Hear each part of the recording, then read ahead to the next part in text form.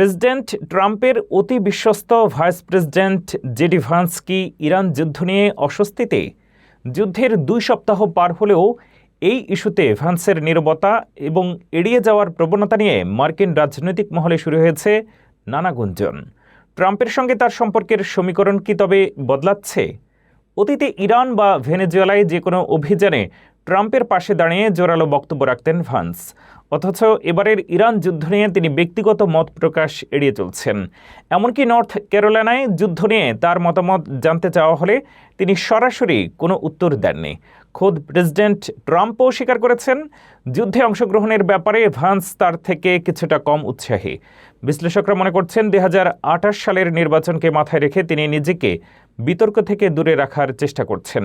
ভান্সের এই নীরবতা কি নিছক কৌশল, নাকি ট্রাম্প প্রশাসনের অন্দরে বড় কোনো মতপার্থক্য? যুদ্ধের তীব্রতা বাড়লে ভান্স কি তার এই নিরাপদ দূরত্ব বজায় রাখতে পারবেন?